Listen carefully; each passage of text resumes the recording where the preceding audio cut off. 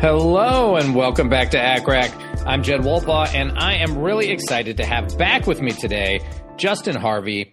Frequent listeners will know Justin's been on the show twice before. He is a fabulous person and the founder of APM Wealth, also the founder and host of the Anesthesia and Pain Medicine Success Podcast, also known as the APM Success Podcast. He's a financial planner, and he has done really fabulous work with specifically anesthesiologists and pain medicine specialists. He's really an expert in this area. He's given us some great advice over the years on the podcast for folks, and I'm really grateful to him for that. And it's been a while, so we thought time to do an update. So I'm excited to have him back. And Justin, welcome back to the show. Dr. Wolpaw, pleasure to be here. Pleased to be addressing your audience once again after a few years. It's a pleasure. It's amazing how fast the time flies. And we were offline talking about how, in the meantime, our children have grown, and it's amazing. Things just fly, but definitely fun to see you again.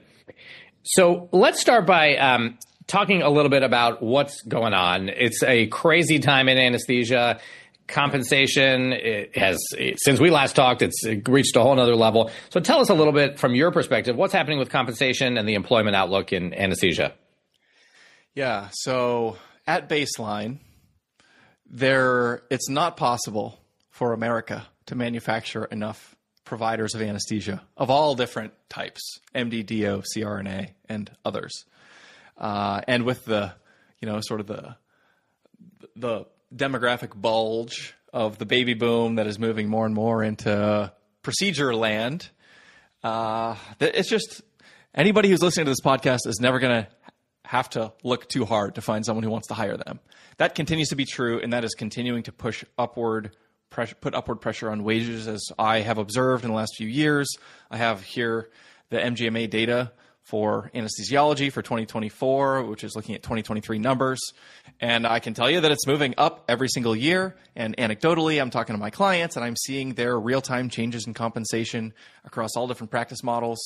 And typically what I'm seeing is that anesthesiologists' compensation on a sort of apples-to-apples basis is going up, and it's going up more than inflation, reflective of these broader trends.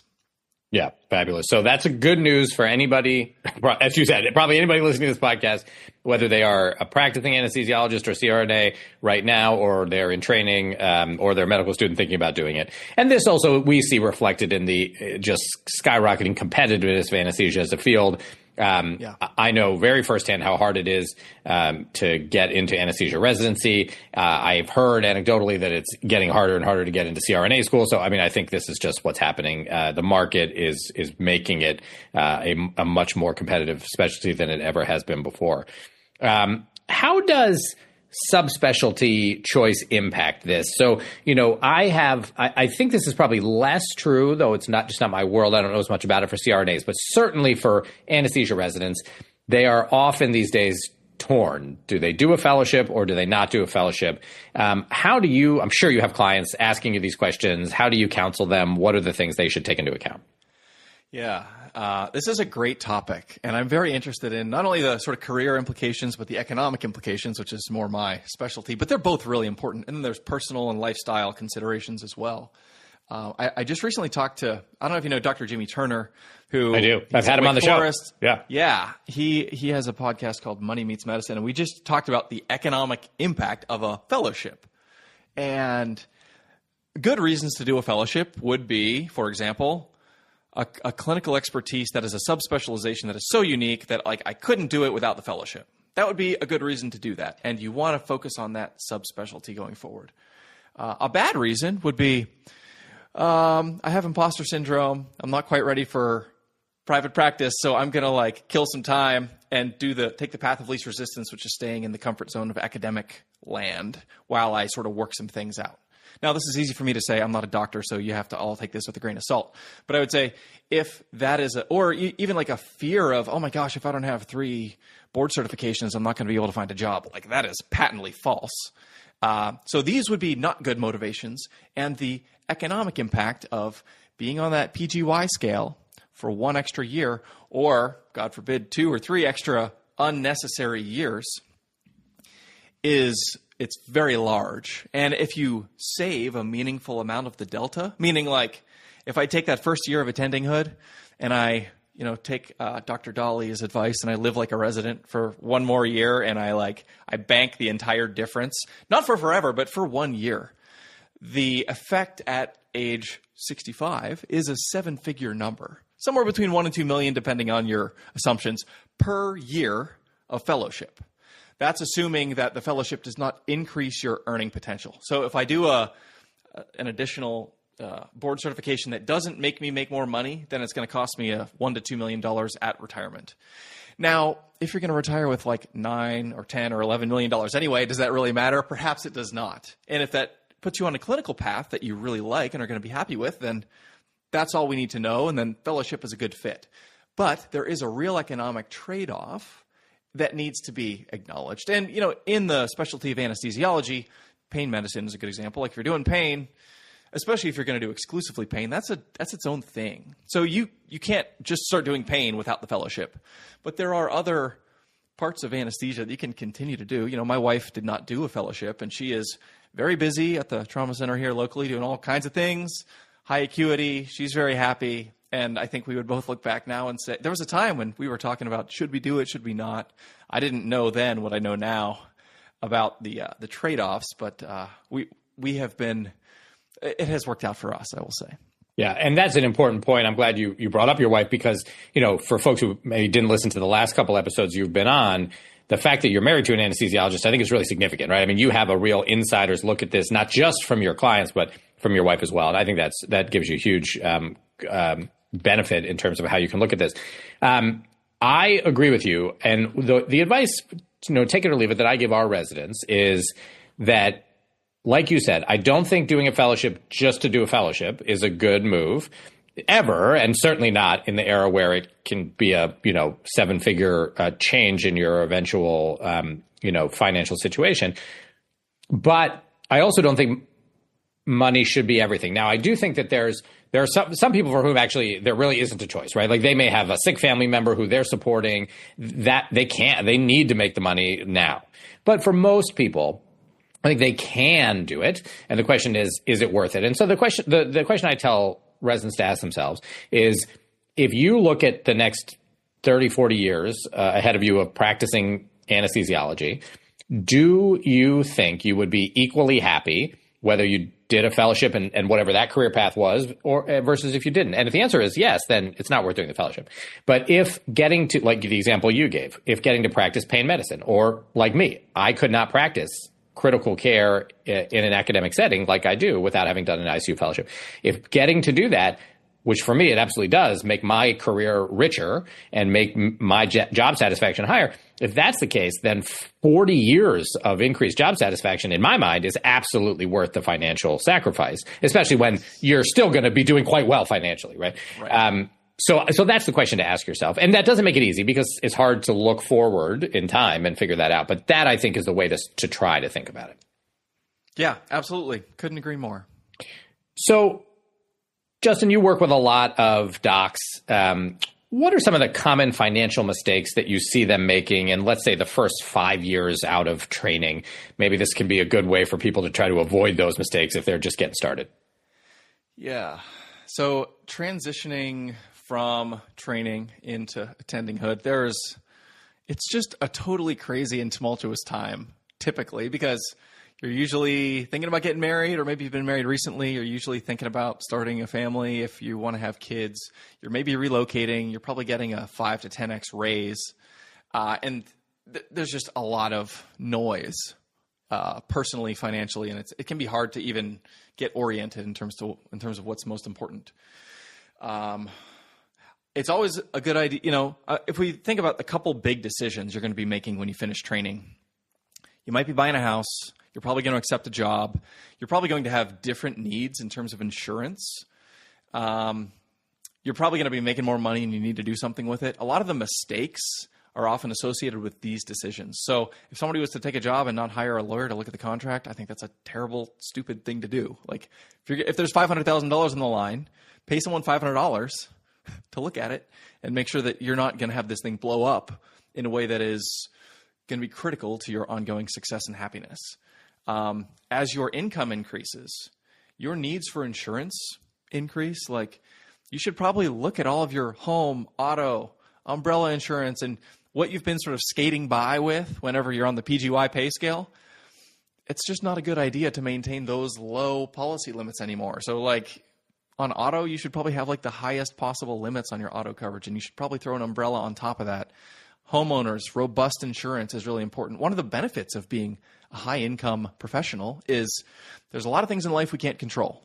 But if there's a portion of the risk that we have to like interact with in the world and of unpredictability, if we can export that risk in exchange for a fixed cost of an insurance premium, and you can do that without meaningful threat to your lifestyle because you make a lot of money, you should do that every time. So I encourage my clients or anybody who will listen, rethink your insurance. For all of these, raise your limits. Obviously, life insurance is a big one. Disability insurance is a huge one. When you're finishing training, if you're 31 years old and you're getting ready to make and the MGMA median number is in excess of $500,000 for anesthesiologists most recently, the number I have here in front of me. If that's the number and you do that for 20 years, that's $10 million. If you do it for 30 years, that's $15 million of income. The biggest asset you probably have as a 31-year-old is that $15 million that you're going to earn over the next handful of decades. And so protecting that robustly with a good disability policy, if you have loved ones, you should have life insurance. You should have $3, $4, $5, $6 million of term coverage that is transparently priced, generally affordable. It's going to provide a good layer of protection for your family while you need it. And then it will roll off and expire worthless at the conclusion of that policy, which is great. That's what you hope for. I have some clients who are like, Justin, insurance companies are making a lot of money off of me. I'm like, that's exactly what you want. You want this policy to expire worthless because that means you lived long enough for that to happen. And then if the inverse is true, and your family receives a death benefit, then you're really glad you had that coverage so that your spouse isn't trying to figure out how to pay the mortgage with perhaps not an anesthesia skill set. Totally. So all those things are, revisiting and recalibrating, just understanding that it's a different ballgame now. And so as you make the transition and for those first few years, the last thing I would say is there's going to be a lot more dollars flying around. You're going to get that first direct deposit into your checking account. And first of all, celebrate it in a memorable fashion, but in a way that my personal recommendation is in a way that doesn't result in monthly payments. So go to the nicest dinner you've ever eaten, buy the most awesome bottle of bourbon you've ever consumed, but don't do something that you're going to pay for the next 7 years at hundreds or thousands per month. But then take the other free dollars before this time when your lifestyle has expanded and automate some wealth building. So whether it's in an investment account, whether you're paying off debt, do it so that it's automatic. It's happening from your checking account every month like clockwork, requires no emotional energy, is moving your net worth in the right direction. It's going to meaningfully accelerate your journey towards financial independence. Yeah. Awesome. All right. I have some questions that came from all that. So great. You mentioned having a lawyer look over the contract. What we often hear, and tell me if you disagree, but is that that's super important in private practice, probably less important in academics, since most academic centers, there's really no negotiation. It's a set contract that every attending gets. But tell me, you're more of an expert on this. What do you think? What I have observed, I've looked at a lot of contracts, and I'm not a lawyer, so I have a different sort of perspective on this. I have helped clients of mine negotiate 5-figure signing bonuses with Ivy League institution anesthesia departments that wasn't in the original draft. So I have seen that this can happen with anybody. You can get a better deal. We actually didn't, for that one, we didn't have a lawyer involved. I think the primary benefit of an attorney is not as much like redlining and restructuring an agreement, although sometimes that happens. It's educating the consumer, which is you, the physician who's taking the job, about the expectations of what is contractually obligated, and specifically, if and when you quit or leave or retire or are fired or whatever happens, what are the implications in the months that follow? Do you have to pay back some kind of bonus? Is there collection or production pay that you were expecting that you're not going to get? Is there a non-compete that applies in some circumstances but not others? It's not even as much changing the contract as it is just knowing, so that you can, if you decide I want to quit this job a year from now and maybe I'll give notice in 6 months, you can plan your life, plan your spending, plan your cash emergency fund in a way that is going to make that minimally stressful, rather than finding out whenever you get a nasty gram from the employer's legal department about how you're running afoul of some of the things to which you have agreed contractually. And what have you found? Let's say that someone did. They get a lawyer. The lawyer says, okay, here's the deal. Yeah, this, by the way, so has this non-compete. Can people say, have you had people successfully either negotiate away the non-compete or limit it? Yes, and non-compete it's political. It's been a topic of interest in the White House in the last few years. Anything is up for negotiation. So I've seen basically any term in a contract I've seen change at some point. Now, whether or not a certain counterpart, like a big academic institution, whether or not they're going to budge on a non-compete, depends on how valuable you are to them. If you have some compelling research and they really like the idea of adding you to their department and you have friends in high places, anything is possible. I will say that's a case in which it's going to be more difficult than a smaller, and this is the other thing too, Dr. Wolpaw, it's totally geographically dependent.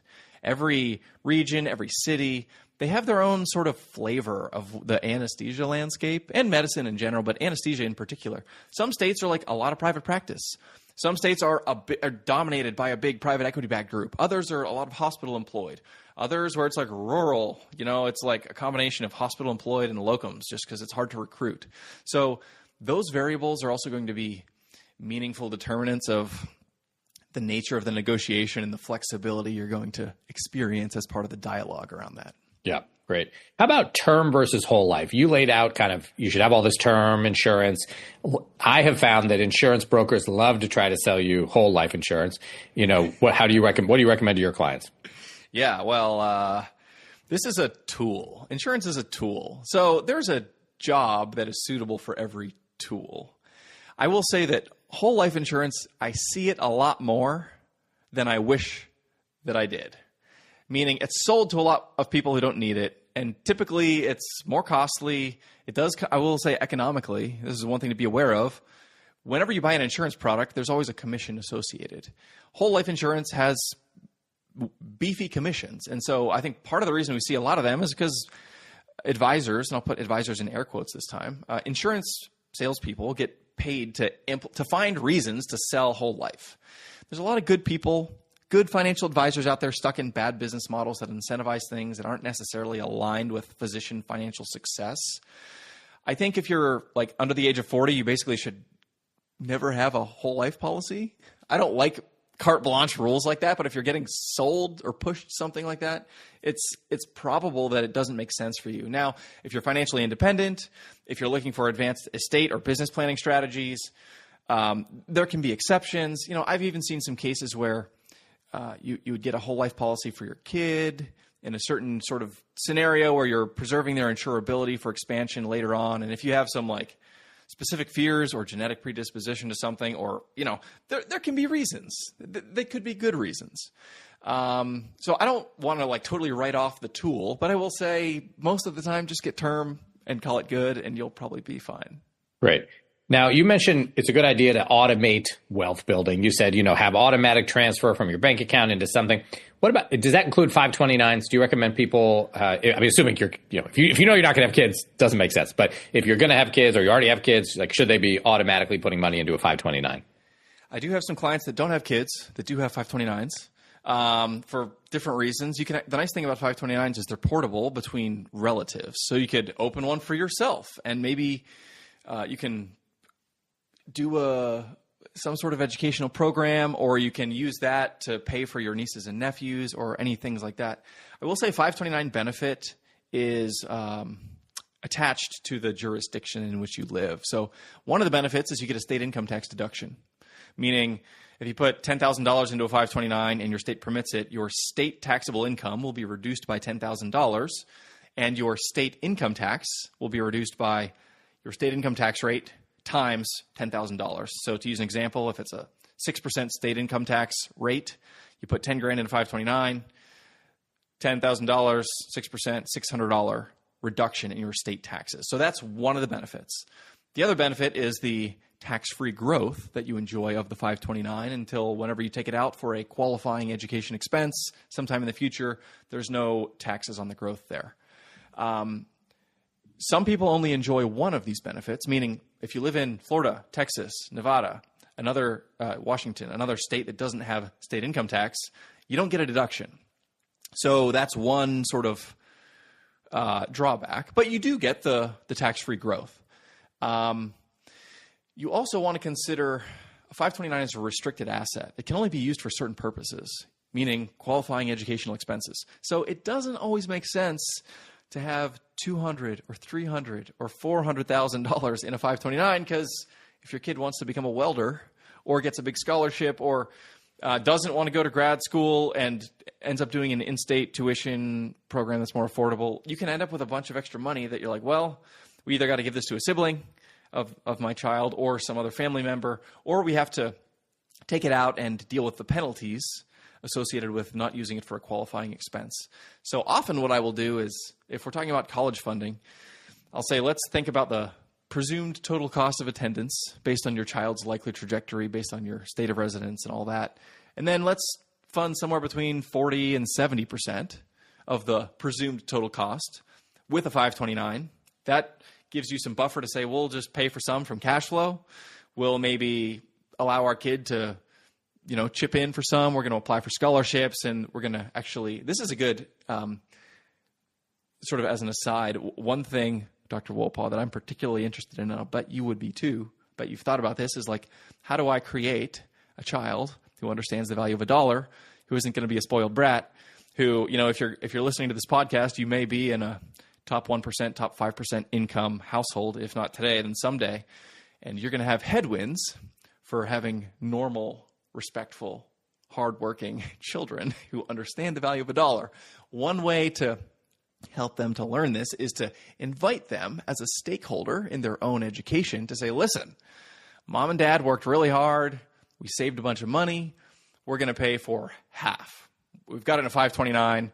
The other half is on you, or, whatever the arrangement is. And you give them notice so that through a combination of them working and maybe even you, like if you, for the other half, like you'll give them a match. There's ways to create incentive, but the point is give them some skin in the game and use it to as a motivator rather than you've got a blank check, kid, do whatever you want. And if it takes you 4.5 or 5 or 6 years to, find yourself, then it's no big deal. That's not the right message, as I'm sure you can agree.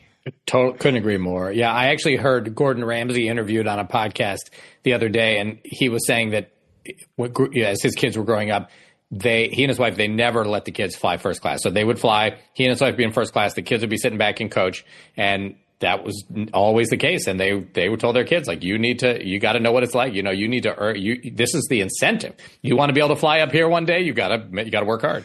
And I love that. Yeah. I like that. So let's talk about the different practice settings. It used to be that we would have most of our residents do fellowship. Some go into private practice, and the ones who went into fellowship, would either just join a private practice or stay academic. It was really just those two options, right? After training, whether that was fellowship or not, it was either a private practice group or it was academic medical center. And now, though those are absolutely still possibilities, we also have different, we have physician-owned groups, we have private equity-owned groups. Locums has become a huge thing. What I think of as 1099 employees, so folks who maybe are their own kind of independent contractor, not working for a locums agency. So there's lots of things out there. I'm sure you have clients in all these different things. What are kind of some of the pros and cons and things to think about if a person is trying to decide which of these to do? Great question.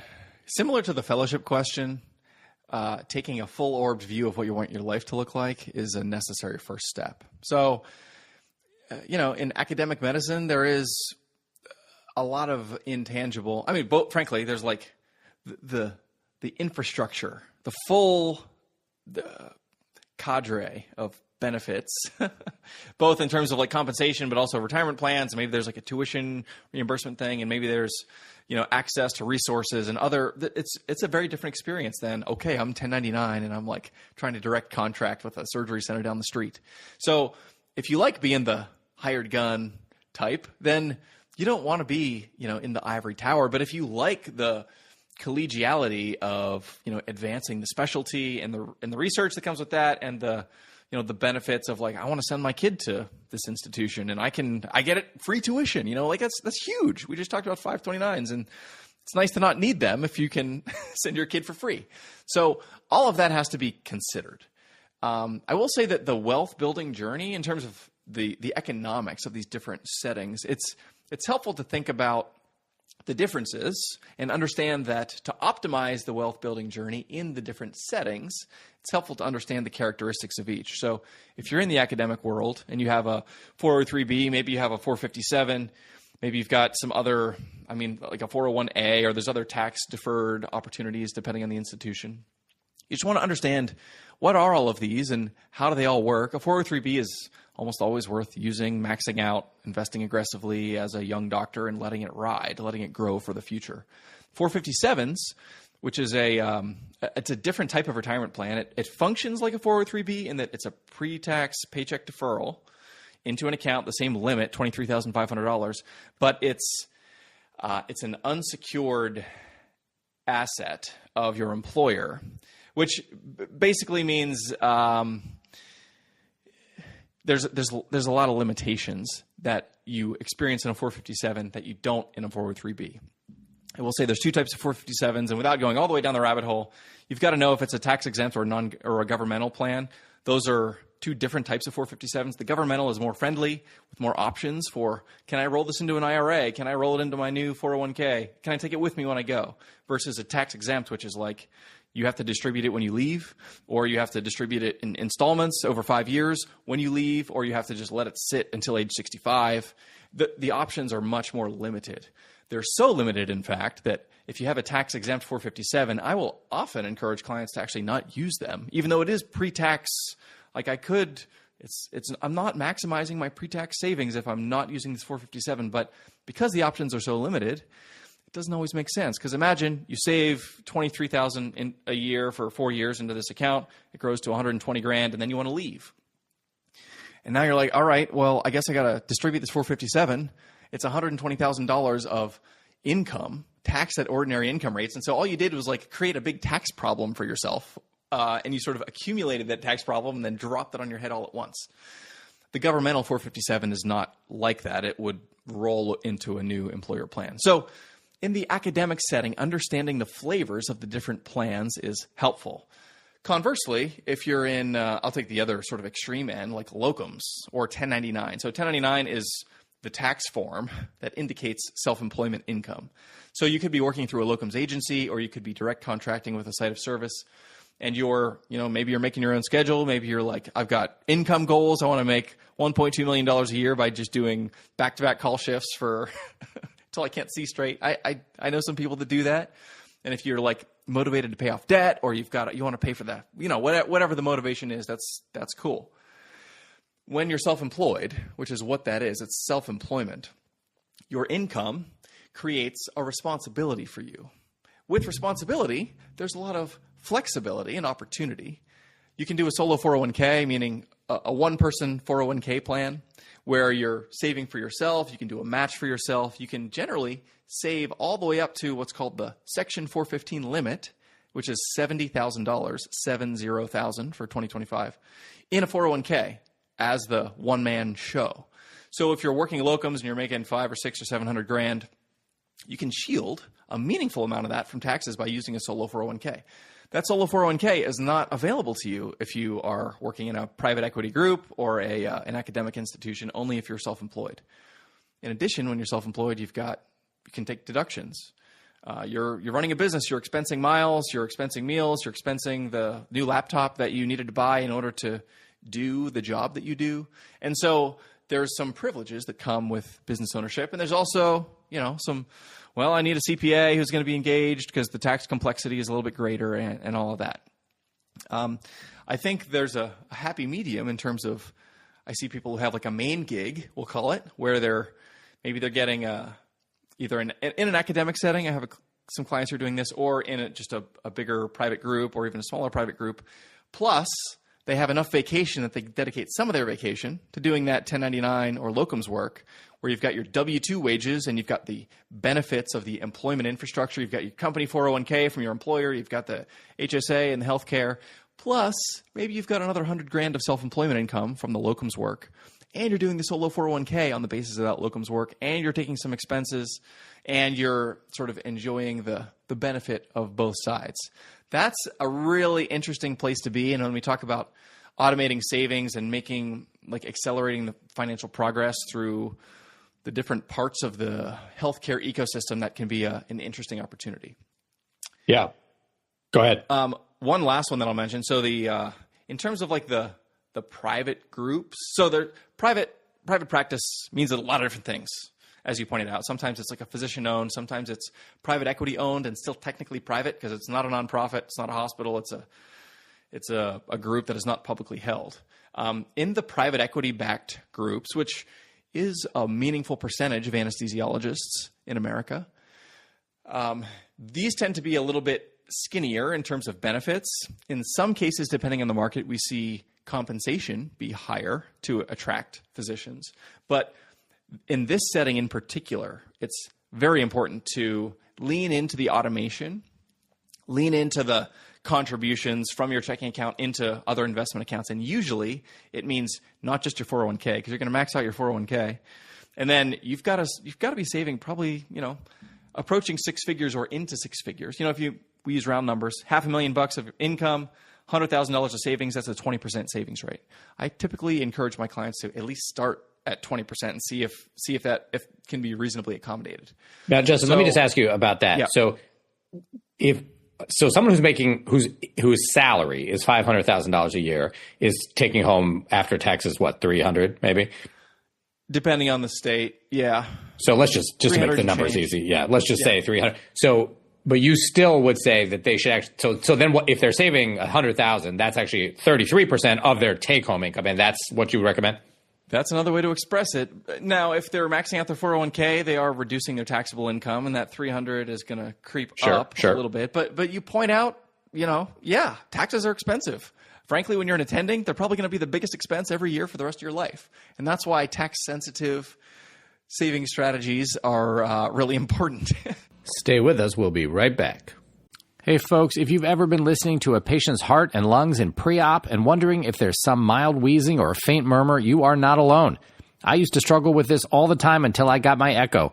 Honestly, listening through the echo is like night and day compared to a regular stethoscope. That's because Echo's digital stethoscope amplifies heart and lung sounds up to 40 times, and there's noise cancellation to cut out distractions. I can't emphasize enough how amazing it is when you can hear so clearly. The other day, I heard a murmur that my colleague with a regular stethoscope just couldn't hear. And you can unlock murmur and AFib detection powered by Echo AI along with sound recording and sharing for earlier diagnosis. Echo is backed by 4 million heart sounds and 8 FDA clearances for devices and AI algorithms. Those who use it are 2 times more likely to detect heart disease. I can't tell you how much better I can hear hearts and lungs in every area with my Echo. I trust Echo so much that I worked with their team to create a special offer just for our listeners. Right now, you can get $50 off plus a free customizable chest piece cover at echohealth.com/ACRAC.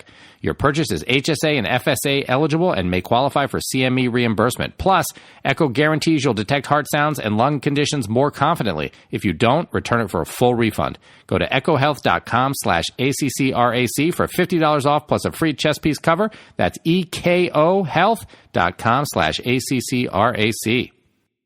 Hey folks, between busy schedules and summer plans, if you're like me, you barely have a few free minutes and you want to be outside enjoying the weather, not stuck inside shopping and cooking, Factor solves that for you with their chef-crafted, dietitian-approved meals that are ready in just 2 minutes, taking the hassle out of eating well. My kids think Factor tastes like restaurant food, and it really does. Even my 2 younger daughters, who are very picky eaters, are loving every meal we get from Factor. Some favorites are the chicken tikka masala and premium proteins like salmon and shrimp that come at no extra cost. And with 65 different meal options, you've got GLP-1 friendly meals packed with protein and healthy fats and savory global flavors like the new Asian-inspired meals influenced by China, Thailand, and more. Honestly, I'd still eat them for the convenience, even if they weren't so delicious, but the amazing thing is that it's super fast and incredibly tasty.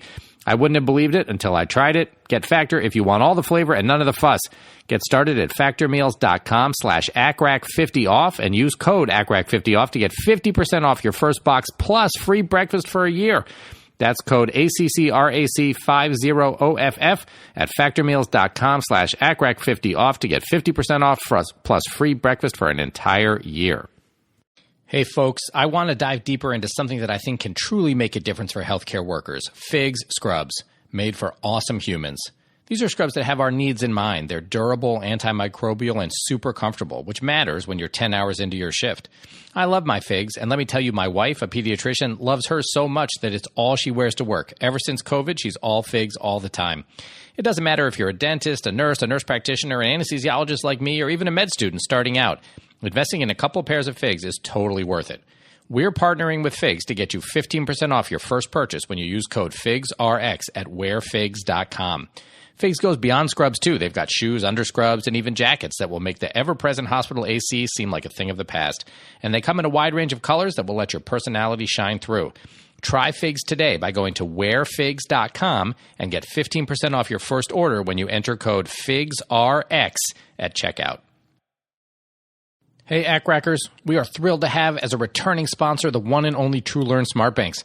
I've used TrueLearn for my residents for years, and it is hands down the best smart bank out there. The questions are excellent, and the answers have clear explanations that break down why each choice is correct or incorrect.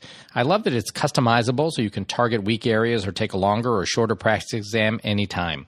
Their metrics are great, and their mobile app lets you study on the go.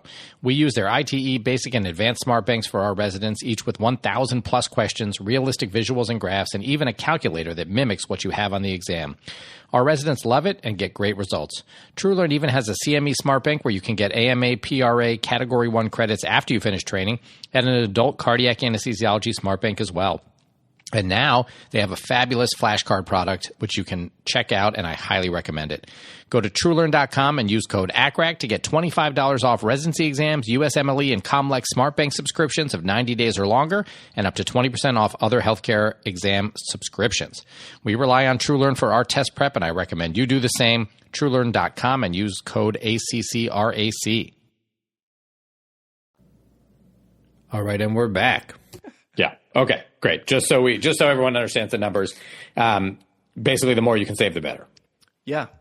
And it depends on your goals. So I'm laying out usually when I'm working with clients, they want to be to the place where they do medicine for the love of the game and not because they need the paycheck anymore. And so they are motivated. They're like, Justin, if you tell me 22% is my number so I can be done by age 51, then we're going to find a way to make it happen. That's not inherently, that's not inherently everyone's goal, and that's fine. Like, you should do what you want to do.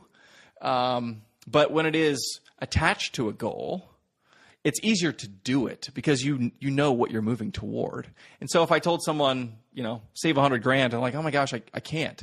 It wouldn't surprise me that they can't find the motivation if they're not wanting to be economically free sooner than their peers. But for those folks that are like on the warpath to get there quickly, they can summon the resources typically.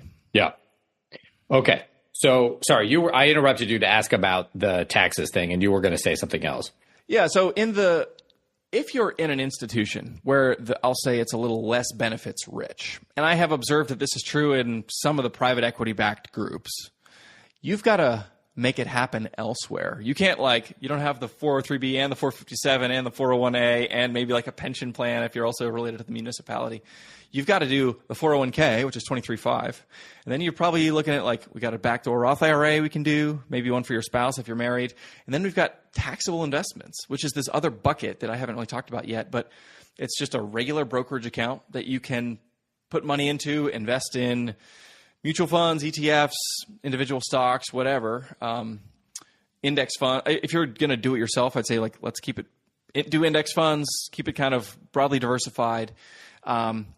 And that taxable investment account for you in particular, if you're in a benefits scarce setting, it's got to be an important part of your solution because you just don't have a lot of other places to be building wealth. So plan to rely on that. Plan to set multiple thousands per month, maybe 3, 5, 10,000 a month automatic deposit into that taxable account and get that automatically invested and get that rolling for you because just maxing out your 401k every year is not going to be enough to get you where you want to go. Yeah. All right, fabulous. Let's talk about student loans. We've talked about this every time you've had you on. It's important. Yeah. So many people have them. And public service loan forgiveness, it's changed a lot. There was a time when it was, the idea was just pay, get to the 10 years. Then people weren't having to pay at all. And a lot of people got forgiven. And now I think last I heard, there's some talk about getting rid of it for doctors. So give us the update. Yeah. It's evolving by the minute. So today is June 11th. There's a bill before the Senate, a big, beautiful bill, I'm told, that is in part holding the fate of student loan repayment plans. And frankly, there's so much in flux. I'm going to give you some things that are known right now and that borrowers can do. There's a lot that's outside your control. The first thing you want to acknowledge is because there's so much outside of our control, we should focus on the things we can control. So the most basic thing every student loan borrower should consider is, what is my baseline trajectory for these loans? Am I going for full repayment or am I going for a forgiveness strategy? Now, if you're a physician, typically there's not a forgiveness strategy that makes sense that isn't PSLF, with the exception of, there are some exceptions, but I'm going to talk to PSLF for a minute because that's the big one. And so if you're going for PSLF, what that means is you want to pay the least you can every month for as many months as is required until you achieve forgiveness. That's 120 months, 10 years worth of payments.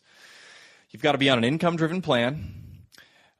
Revised pay-as-you-earn existed a few years ago. That was replaced by the SAVE plan. A lot of people were forced onto the SAVE plan. The SAVE plan was then deemed by court injunction to be not a legal repayment plan. So now there's a lot of people in limbo. You can't necessarily control the limbo, but what you can control is how many qualifying payments do I have right now? And what I would say is go to studentaid.gov, look at your qualifying payments, say how many have I made, how much of my employment qualifies, and do I have payments counting for each potential payment that I've made that should count?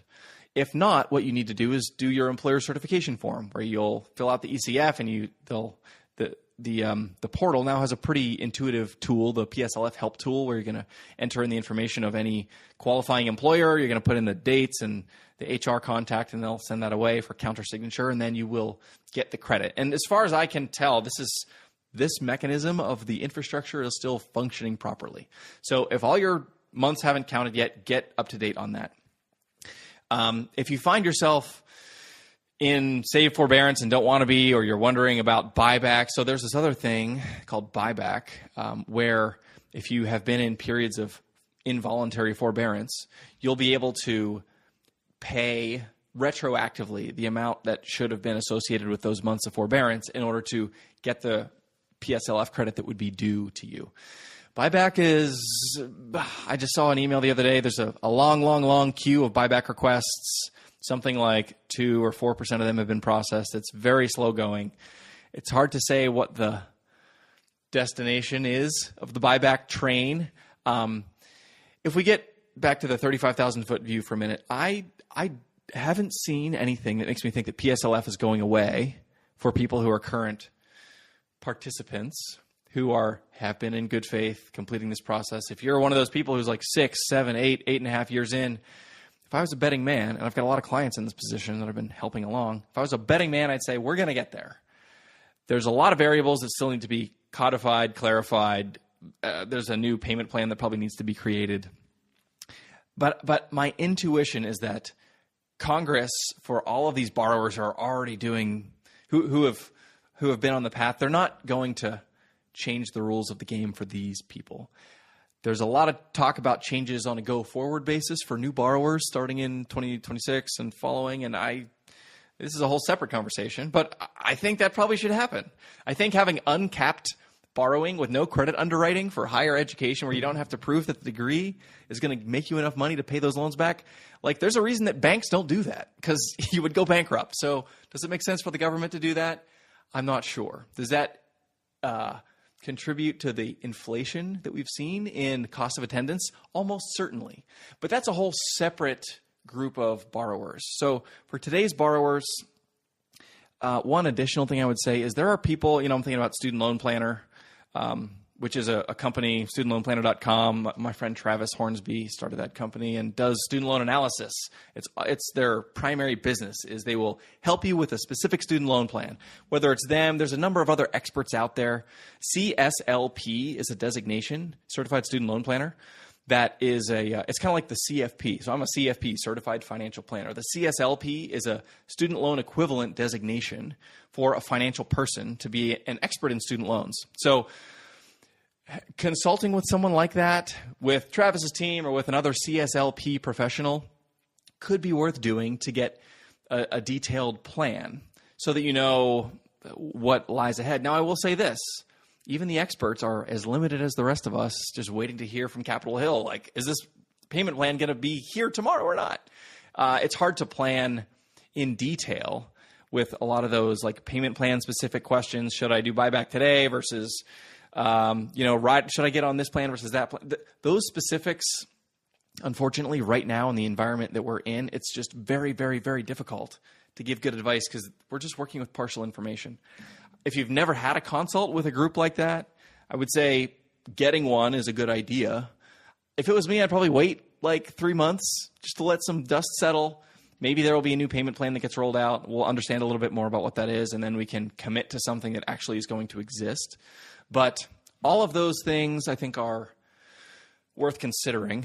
The other thing I would say is if you're on the other track, so I talked about PSLF for a bit. If you're on the other track, the full repayment track, then all this noise is just that. It's noise.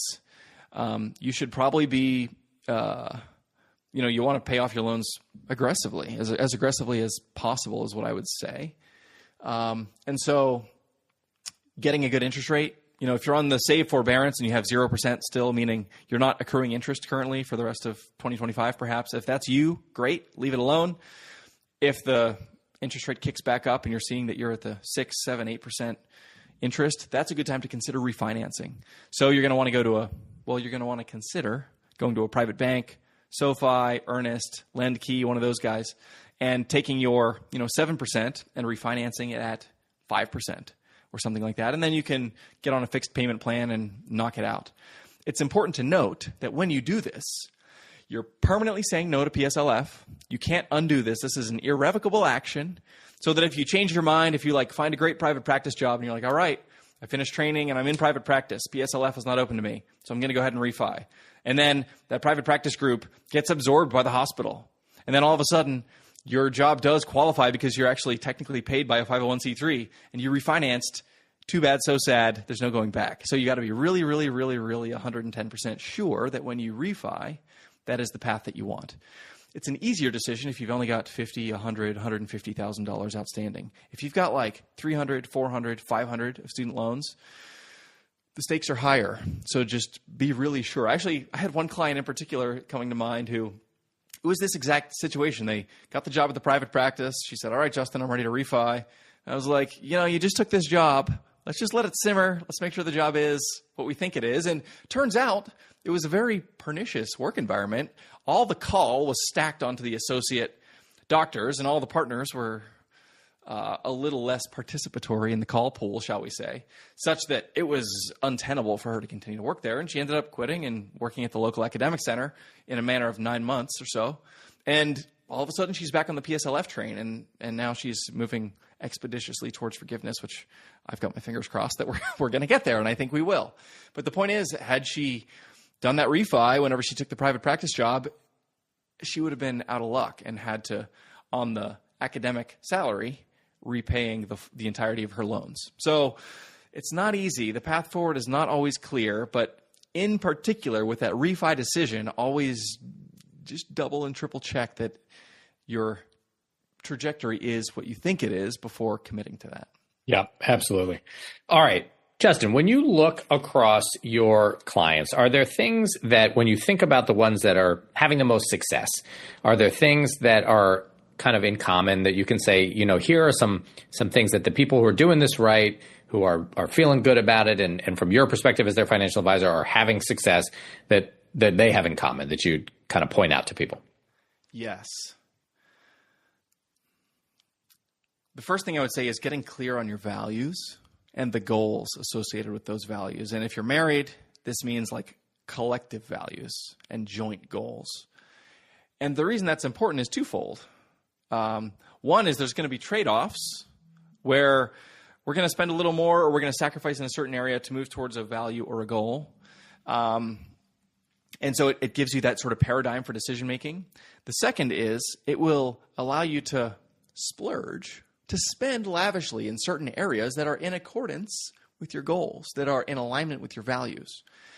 I wouldn't say that like my most successful clients who are moving towards financial independence, they're not all super miserly. They're not all super frugal. I have a couple that are very frugal, but it's that they know who they are. They know what's important.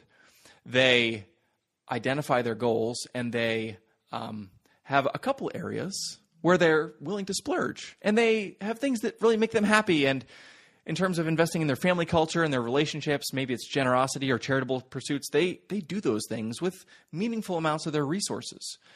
But then there's also things that they're saying no to because they're like, we don't value those things because of the values that we do have. We're not going to waste money on other things that are less important to us. And therefore, we do also have the resources, in addition to the splurging, to invest and build our net worth. And I'd say that's the second thing is the automation. I mentioned this earlier. The automation of the net worth building process is really important.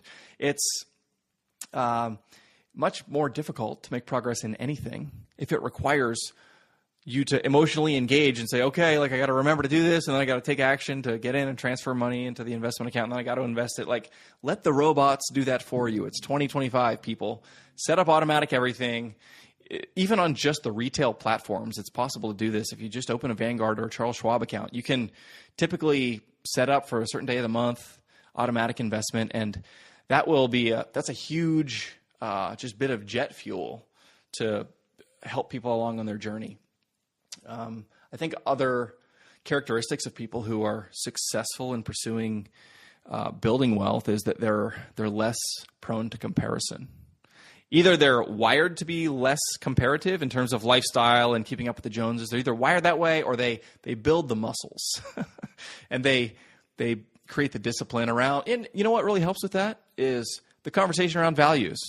If you're tempted to buy the fancy, shiny, new whatever, and you have a conversation with your spouse and you're reminded that, you know what, we do 2 weeks in Europe with the kids every year because we want them to be cultured global cosmopolites. And that's our area of splurging. And so I might not need the new 7 Series Beamer. It's a good refreshing in the values so that you know why you're doing what you're doing. And then you can have the resources to deploy in the ways that are going to make you happy. And then I think the last thing I'll mention is employer plans, while a great start, are not enough. So if you take advantage of all the tax-advantaged accounts available to you, and this is particularly true if you're not married or if your spouse doesn't work outside the home. If it's just you, you've got your 401k or 403b, that's $23,500. You've got your backdoor Roth, that's $7,000. Now we're at $30,500. Maybe your spouse has one, so now we're at $37,000. If you make $500,000, you're saving $37,000. That savings rate is 7-8%. I'm not here to say that is insufficient, but I will observe that is going to put you on a sort of a slow track of progress. If that's what you want, that's fine. If it's an intentionally chosen number, but typically people don't want to have to work until they're 65 or 70. They want to be financially free far before then. So that requires that you get into this next tier of savings in taxable investments.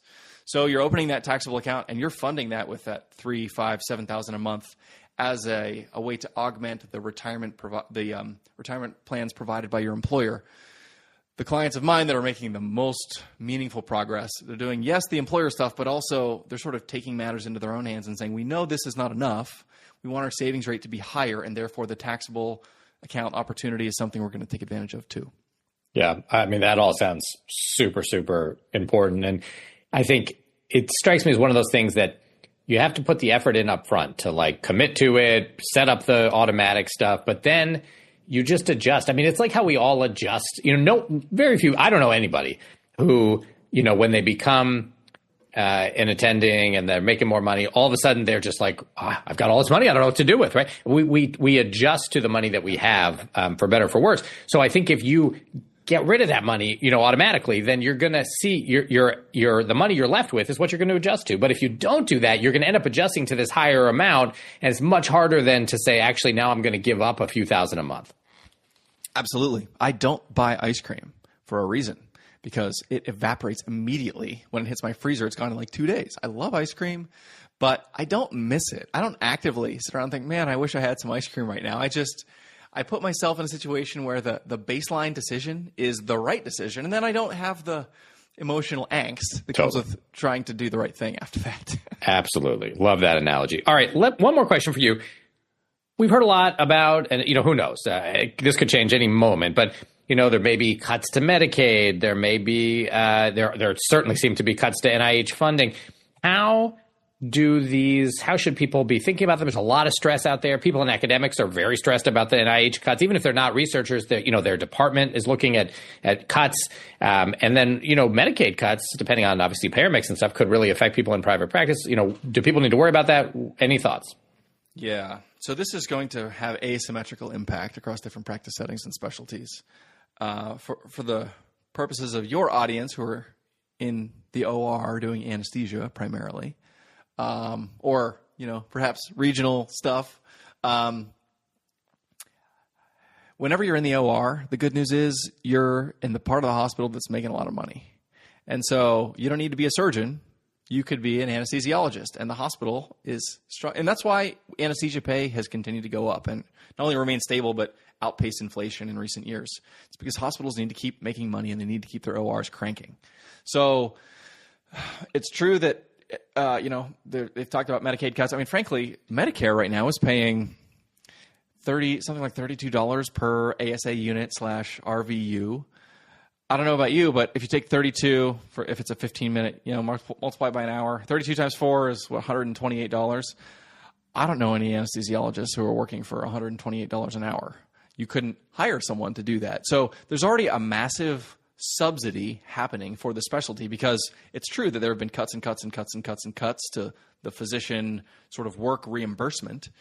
But what we're finding is that as those cuts have largely been pushed to the facility, to the hospitals and surgery centers, the hospitals are having to pony up to say, well, we still need anesthesiologists, and they're not willing to work for $120 an hour. And by the way, that $120 is like the pre-tax money that would go to the private practice before they pay for overhead and then they pay for the staff. So it's like an embarrassingly small number. So because there's already such fundamental dislocation in this system, I think a further incremental move, are the hospitals going to stop doing surgery? Probably not, because they need them to make money. So I think in the short term, they're just going to find ways to Band-Aid it together. I do think, in the long term, there's a lot of big economic trends in this country, whether it's Medicaid or Medicare funding or Social Security or defense. Like there's a lot of big questions that are going to need to be worked out. But I would say in terms of the acute question of, do I think that Medicaid cuts are going to have an adverse impact for most anesthesiologists? Not in most cases. There's probably some where if you're in private practice and you're very integrated in, you've got a payer mix that's largely Medicaid, you're going to have to ask the hospital to participate. There's a thing called a stipend where a hospital will pay an anesthesia group, if they contract with a private group, to basically make them whole, to take them from that $120 an hour to the market wage. And the hospital pays the anesthesia group the difference in order to employ the docs. This may result in stipends having to be adjusted in order to keep services running. But I think that for individual doctors, my expectation is that this will just be a speed bump for now, hopefully. All right, fingers crossed. Justin, this has been great. We've covered so much good stuff. Let's turn to the portion of our show where we make random recommendations. What do you recommend the audience check out for fun? Yes, so I recently watched The Accountant 2, which I got to be honest, I was reflecting. I didn't like it as much as the original The Accountant movie with Ben Affleck, which I don't know if you've seen it, but it's a hilarious, you're expecting a certain kind of thing, and it turns out that he's this. It's an action. I'll just say it's an action movie. Okay, it's called The Accountant, and it's an action movie. So it's one that I really enjoyed. So The Accountant 2 is okay. The Accountant 1 would be worth checking out if that's your genre. In terms of reading material, there's a book I really like that I have recommended to a number of clients, and I'm going to grab a copy of it here. I'll hold it up so you can see it, Dr. Wolpaw. It's called Die with Zero by this guy named Bill Perkins. I think that this is a really good paradigm for financial decision making that is, I'll say, like against the conventional wisdom. So the typical, like save X dollars and make sure you're diversified, yada yada, and like that's a well trodden path to wealth building. This guy's thesis is like your goal is not to die with many millions. Your goal is to use the resources you have during your life to live the most amazing life possible. And so there's a lot of countercultural, as it relates to traditional financial advice and ideas, and if nothing else, food for thought, where he gives sort of a different lens through which you can view financial decision making. So if you're a physician who's on their wealth building journey and you're looking for something to sort of stimulate some creative thinking in terms of how do I use my resources in a way that's going to allow me to live the most rich life possible in all of the meanings of that word, then Die with Zero by Bill Perkins is a fun read, and I think you'll enjoy it. Awesome. Thanks, Justin. If you are a frequent listener and you listened to the last episode, you will know that Dr. Kaistura recommended the solo leveling books. And I had said to him at the time that he had recommended them to me, and I had just started them, and they seemed, I was kind of interested but not sure. And I will tell you that this is interesting. And my understanding is it's like a manga, set of novels in Korea. You can get the graphic novel version, but the novel version is also available, and that's what Tim read, and that's what he recommended I read. And so since the last time that I talked to him, I have now finished them. And there's 8 of them. They're short. They're you could put all 8 together and have like one long book, like one Brandon Sanderson length book. But they are, I got very hooked. I mean, it is really, if you like fantasy, it is really an interesting, little bit different than kind of your normal, but very, very addicting. I got very into them. The ending was fine. I would say it's maybe not the best ending of all time, but definitely they're a quick read and an entertaining one. So I would recommend, just as Tim did, the solo leveling books by, the author's name is Chu Gong, Chugong. All right. Justin, it's been a pleasure. Thanks so much for coming back on the show. Thank you for having me, Dr. Wolpaw. All right. Hopefully you got as much out of that as I did. That was really fantastic. Let us know what you thought. Go to the website, acrac.com, where you can leave a comment. Others can learn from what you have to say. If you are a fan of the show, you can follow us. We're on Twitter. We are on Facebook. We are on Reddit. And we are on Instagram. I'm at Jay Wolpaw on Twitter, and we're at ACRAC Podcast, and you can find us on all those other platforms as well. If you are a fan of the show, please consider going to Apple Podcasts or wherever you get your podcasts and leaving a comment and a rating. It really helps others find the show. If you'd like to support the making of the show, please consider going to patreon.com/ACRAC. That's patreon.com/ACCRAC, where you can become a patron of the show. Even if it's just $1 or $2 that you pledge, it makes a big difference, and we really appreciate it. You can also make donations anytime by going to paypal.me/ACRAC or looking up Jay Wolpaw on Venmo. Thank you so much to those who have already made donations and become patrons. We really appreciate it. Thanks, as always, to our fantastic ACRAC crew. Sonia Amanat is our tech lead. Taylor Duggan, William Mao, and Rachel Furman are our production assistants and social media managers. Thanks so much for all you do. Our original ACRAC music is by Dr. Dennis Quo. You can check out his website at studymusicproject.com. All right. That is it for today. For the ACRAC podcast, I'm Jed Wolpaw. Thanks for listening. Remember, what you're doing out there every day is really important and valued.